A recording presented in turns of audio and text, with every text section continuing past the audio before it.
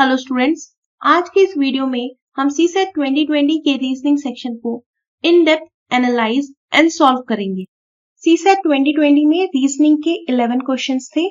Sequence and series से 2 questions, blood relationship से 1 question, calendar से 1 क्वेश्चन, डायरेक्शन से 1 क्वेश्चन, सिलॉजिज्म से 1 क्वेश्चन, डेटा सफिशिएंसी से 2 क्वेश्चंस, कोडिंग डिकोडिंग से 2 क्वेश्चंस, रैंकिंग से 1 क्वेश्चन। तो ये तो हमारा हो गया सीसेट 2020 का पूरा रीजनिंग का एनालिसिस। अब हम स्टार्ट करेंगे क्वेश्चंस के सॉल्यूशन से। इस क्वेश्चन में हमें सीरीज दी हुई है और ये पूछा हुआ है कि इस सीरीज में नेक्स्ट नंबर क्या होगा।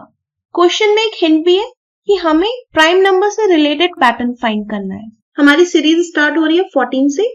14 के बाद जो पहला प्राइम नंबर आता है वो है 17। 17 को इमीडिएटली फॉलो करता है 18, जो कि हमारा सीरीज का सेकेंड टर्म है। 18 के बाद पहला प्राइम नंबर आता है 19 और 19 को इमीडिएटली फॉलो करता है 20, जो कि हमारी सीरीज का थर्ड टर्म है।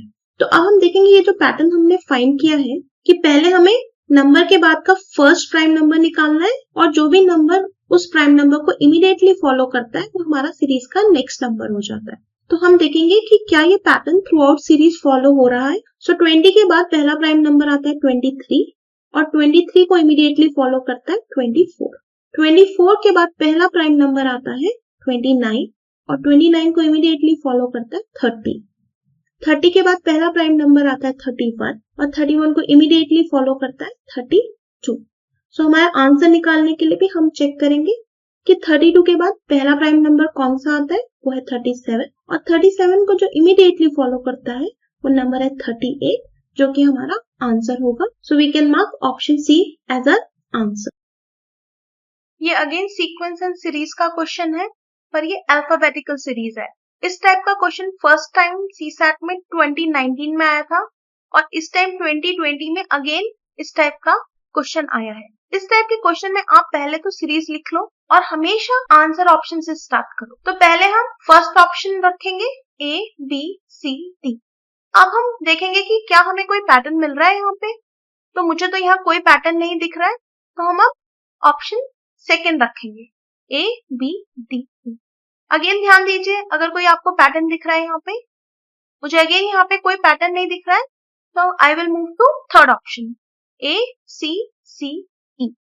अगर आप अब देखोगे तो यहाँ पे एक पैटर्न मिल रहा है AB, AB, A, फिर BC, BC, B, CD, CD, C, DE, DE, D। इसका मतलब हमारा आंसर है ऑप्शन C। ये डायरेक्शन सेंस का क्वेश्चन है। इसमें बोला है कि हाउस जो है वो ईस्ट को फेस कर रहा है। तो पहले तो हम अपना डायरेक्शन ड्रॉ कर लेंगे और उसके बाद हम हाउस ड्रॉ कर लेंगे। तो अगर हाउस ईस्ट को फेस कर रहा है, यानी कि उसका बैक साइड अगर आप देखोगे इस डायग्राम में वेस्ट को फेस कर रहा है। ये डायग्राम मैंने सिर्फ इसलिए बनाया है जिससे कि आपको मैं ये एक्सप्लेन कर सकूं। आप एग्जाम में प्लीज ये ड्रॉ करने में अपना टाइम मत वेस्ट करना, जस्ट ये कॉन्सेप्ट समझ लो, उतना काफी है। अब वो बोल रहा है कि मैन जो है वो बैक साइड से स्ट्रेट 25 मीटर चल रहा है। तो मैंने ऑलरेडी आपको एक्सप्लेन कर दिया कि बैक साइड जो है हाउस की वो वेस्ट को फेस कर रही होगी, तो वो 25 मीटर ऐसे चलेगा। उसके बाद वो राइट टर्न ले रहा है और 50 मीटर चल रहा है, तो ये राइट टर्न लिया और 50 मीटर कवर कर लिया। उसके बाद वो लेफ्ट टर्न लेता है और 25 मीटर चलता है, तो यहाँ पे भी हम ड्रॉ कर देंगे लेफ्ट और 25 मीटर। अब ये पूछ रहा है कि what is his direction from the starting point. तो स्टार्टिंग पॉइंट क्या है, रेफरेंस पॉइंट।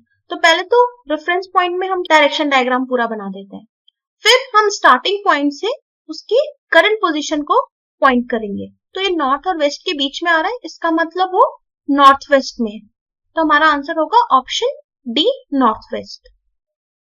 ये कैलेंडर्स का क्वेश्चन है और इसमें दिया गया है कि अगर 12 जनवरी संडे है तो कौन सा ऑप्शन करेक्ट है। तो लीप ईयर 3 ऑप्शन में मेंशन है, तो इसलिए बेटर है कि first we start with leap year. तो हमें पता है कि लीप ईयर में फरवरी में 29 डेज होते हैं। उसके बाद अगर हम देखें तो 2 ऑप्शंस में 15 जुलाई है और 2 ऑप्शंस में 12 जुलाई है। तो पहले हम ये निकाल लेंगे कि 12 जुलाई को कौन सा डे पड़ता है और उसमें 3 ऐड कर देंगे तो हमें 15 जुलाई का भी पता लग जाएगा। तो 12 जनवरी टू 12 फरवरी 31 डेज होते हैं। फरवरी में 29 डेज होंगे, इसीलिए 12 फेब टू 12 मार्च 29 डेज होंगे। From 12 March two 12 April 31 days. 12 April to 12 May, 30 days. 12 May to 12 June, 31 days. From 12 June to 12 July, 30 days. अब हम निकालेंगे कितने ऑड डेज हैं. ऑड डेज का मतलब ये होता है अगर आप 7 से डिवाइड करें तो जो रिमाइंडर मिलेगा उसे हम कहते हैं odd days in calendars. So odd days first case में 31 divided by 7. So 7 4 are 28. It means 3 odd days क्योंकि रिमाइंडर 3 आया है 31 को 7 से डिवाइड करने पे. 29 को जब हम 7 से डिवाइड करेंगे रिमाइंडर आएगा 1. 31 के केस में अगेन 3. 30 के केस में 2. 31 3 32. अब हमें पता है कि total number of odd days है from 12 Jan to 12 July 3 plus 1 plus 3 plus 2 plus 3 plus 2 यानी कि 14. अब सिंस 14 7 से बड़ा है तो हम फिर से ऑड डेज निकालेंगे. 14 डिवाइडेड बाय 7 क्योंकि 14 7 से डिवाइड हो जाता है रिमाइंडर होएगा 0. इसका मतलब 12 जनवरी अगर संडे था तो 12 जुलाई भी संडे होगा. अगर 12 जुलाई संडे है तो ऑटोमेटिकली हम कह सकते हैं कि 15 जुलाई वेडनेसडे होगा. जब हमने लीप ईयर कंसीडर किया है तो 12 जुलाई संडे है एंड 15 जुलाई वेडनेसडे है. तो अगर हम ऑप्शंस देखें तो ऑप्शन सी में ये बोल रहा है कि 12 जुलाई संडे है अगर ईयर लीप ईयर है. इसका मतलब सी इज आवर आंसर. ये सिलॉजिज्म का क्वेश्चन है. मैं सारे सिलॉजिज्म के क्वेश्चन वेन डायग्राम से सॉल्व करूंगी. आपको एक बात ध्यान रखनी है कि सिलॉजिज्म में पहले तो आपको सारी पॉसिबिलिटीज ड्रॉ करनी होती है और अगर आपका कंक्लूजन किसी एक पॉसिबिलिटी में भी फेल हो रहा है तो इसका मतलब ये है कि वो कंक्लूजन आप कंक्लूड नहीं कर सकते. आप सिर्फ वही कंक्लूजन कंक्लूड कर सकते हैं जो कि सारी पॉसिबिलिटीज में ट्रू हो रहा हो. सो स्टार्ट करते हैं फर्स्ट स्टेटमेंट से. All cats are dogs. पहले मैं कैट्स बनाऊंगी और उसके बाहर मैं डॉग्स बनाऊंगी. इसके अलावा कोई और पॉसिबिलिटी नहीं है तो हमारे पास सिर्फ एक ही केस है. नेक्स्ट स्टेटमेंट है all cats are black. So cats जो है वो ब्लैक के अंदर होगी बट ब्लैक और डॉग्स में मल्टीपल केसेस हो सकते हैं. तो केस 1 ये है कि जो ब्लैक है वो कैट के भी बाहर है और डॉग के भी बाहर है. केस 2 ये है कि वो कैट के तो बाहर है पर वो डॉग्स के अंदर है. थर्ड केस ये होगा कि वो कैट के अगेन बाहर है पर डॉग्स के साथ पार्शियल ओवरलैप है. इसके अलावा कोई और केस हम नहीं बना सकते. हमारे पास सिर्फ ये 3 पॉसिबिलिटीज. अब हम कंक्लूजन देखेंगे. कंक्लूजन 1 में है ऑल डॉग्स आर ब्लैक. सो अगर हम पहले केस में देखेंगे ये ट्रू है. सेकंड केस में ये फॉल्स है. थर्ड केस में भी ये फॉल्स है. अगर हमें एक भी फॉल्स मिल गया हमें आगे टेस्ट करने की जरूरत नहीं है. हम डायरेक्टली बोल सकते हैं कि ये कंक्लूजन पॉसिबल नहीं है. अब हम देखते हैं second conclusion. Some dogs are not black. तो पहले केस में ये फेल हो गया है तो आपको बाकी के केसेस चेक करने की जरूरत नहीं है. आप डायरेक्टली बोल सकते हैं कि कंक्लूजन सेकंड आप कंक्लूड नहीं कर सकते. तो आपका आंसर होगा neither conclusion 1 nor conclusion 2. Option C. ये कोडिंग डिकोडिंग का क्वेश्चन है. इसमें हमें गिवन है कि ACPQ is coded as BESU. तो हमें फाइंड करना है कोड फॉर MNGI. तो पहले तो जो ACPQ और BESU के बीच में पैटर्न है कोडिंग का हमें वो फाइंड करना है. A पे अगर हम +1 करें तो हमें B मिल जाएगा. C पे अगर हम +2 करें तो हमें E मिल जाएगा. P पे अगर हम +3 करें तो हमें S मिल जाएगा.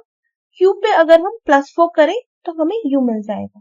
तो हमें जब ये पैटर्न मिल गया है अब हम MNGI का भी कोडिंग सिमिलर पैटर्न से करेंगे.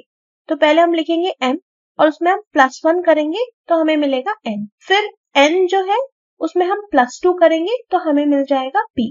फिर G में हम +3 करेंगे तो हमें मिल जाएगा J. फिर I में हम +4 करेंगे तो हमें मिल जाएगा M. MNGI का कोड होगा NPJN. इसका मतलब है आंसर होगा ऑप्शन डी. CSAT के बाकी वीडियोस का लिंक डिस्क्रिप्शन बॉक्स में है. Thank you for watching. And अगर आपको वीडियो हेल्पफुल लगा तो प्लीज इस वीडियो को लाइक करें, अपने फ्रेंड्स के साथ शेयर करें और बेल आइकन दबाएं ताकि आप हमारे चैनल का कोई भी अपडेट मिस ना करें.